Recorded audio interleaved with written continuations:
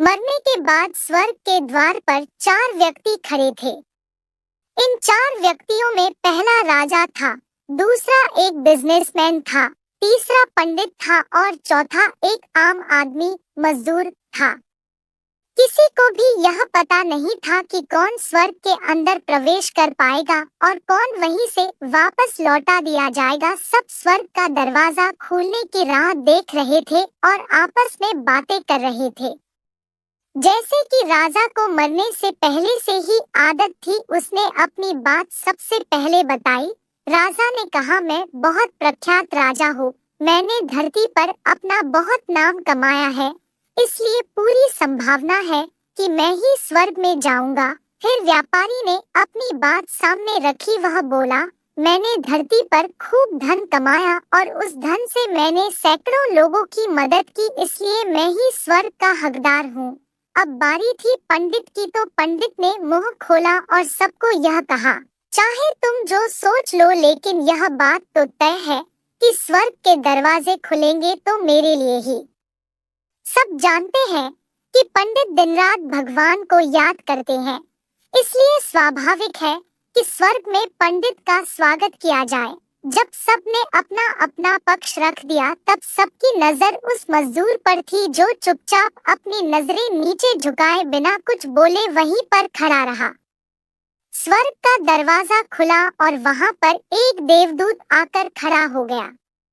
देवदूत के हाथों में एक पुस्तक थी जिसमें इन सभी के कर्मों के बारे में लिखा हुआ था।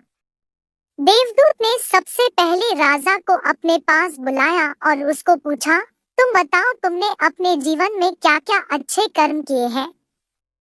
मैं उन्हें इस पुस्तक में देखकर फैसला करूंगा कि तुम्हें अंदर आने देना है या नहीं। राजा ने कहा, मेरा राज्य जितना बड़ा था उतना ही समृद्ध था और मेरी राज्य के सभी लोग खुशहाल थे। सभी बड़े आनंद से रहते थे, मैंने उन्हें कभी भी किसी भी चीज की कमी नहीं होने दी। यही मेरे अच्छे कर्म है। देवदूत ने अपने पुस्तक में देखा और देखने के बाद राजा से कहा, तुम सच बोलते हो, तुमने अपने राज्य की प्रजा को बहुत सुखी रखा था, लेकिन तुमने अपने राज्य की सीमा बढ़ाने के लिए जितने युद्ध किए थे, उन युद्ध की वजह से हजारों सैनिकों ने अपनी जान गंवा दी थी। उन हजारों सैनिकों के परिवार के दुख का कारण तुम बने थे, इसलिए तुम स्वर्ग में नहीं आ सकते। अब बारी थी व्यापारी की। व्यापारी से जब देवदूत ने पूछा कि तुम्हारे अच्छे कर्म क्या है, तब व्यापारी ने उससे कहा, मैंने सैकड़ों लोगों को खाना खिलाया है, कई आश्रमों में दान किया है, कई निराश्रित लोगों के लिए घर बना कर दिया है, यह मेरे अच्छे कर्म है।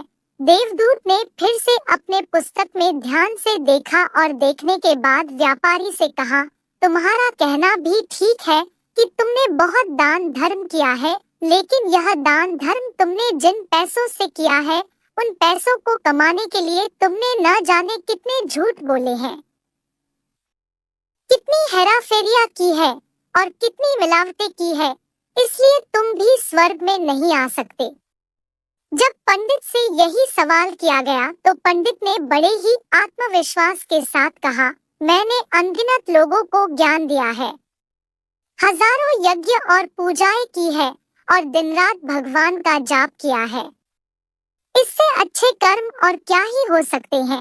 देवदूत ने अपनी पुस्तक के अंदर झांक कर देखा और पंडित से कहा, आपने जितने भी लोगों को जो भी ज्ञान दिया है, उन बातों पर खुद कभी अमल नहीं किया।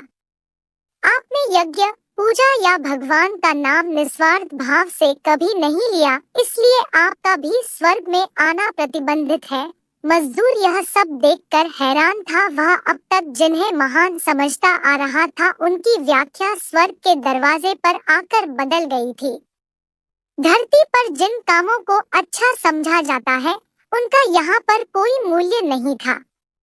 यमदूत ने जब इस मजदूर को अपने पास बुलाया और इससे पहले कि वह उससे उसके अच्छे कर्मों के बारे में पूछता, मजदूर बोल पड़ा, प्रभु, मैं जानता हूँ कि मैं भी स्वर्ग में आने के लायक नहीं हूँ, लेकिन मैं फिर भी एक बार बाहर से ही स्वर्ग को झांक कर देखना चाहता हूँ, बस इससे ज्यादा मेरी कोई इच्छा है ही नहीं।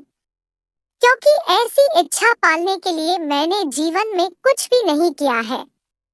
मैं पूरा दिन मेहनत करता और जो भी पैसे कमाता उन्हें अपने परिवार के पालन पोषण में खर्च कर देता, इसलिए दान धर्म के लिए कुछ बचता ही नहीं।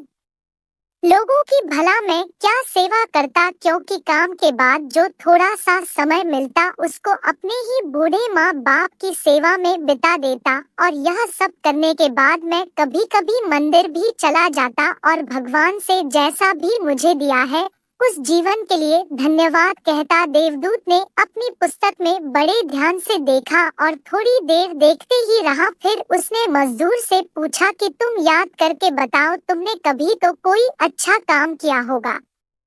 मजदूर ने थोड़ी देर सोचने के बाद बोला, हाँ मुझे थोड़ा थोड़ा याद है।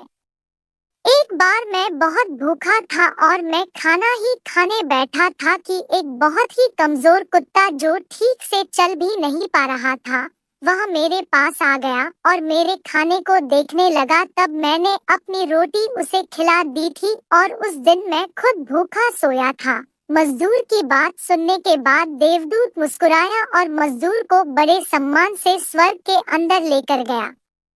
दोस्तों, अच्छे कर्म लोभ मोह माया इन सब भाव में आकर नहीं किए जाते और ना ही उन्हें अच्छे कर्मों की श्रेणी में गिना जाता है। निस्वार्थ भाव से किया गया एक ही अच्छा कर्म भी आपके जीवन के सारे पाप धोने की शक्ति रखता है। इसलिए जब भी मौका मिले निस्वार्थ भाव से और अच्छे मन से अच्छे कर्म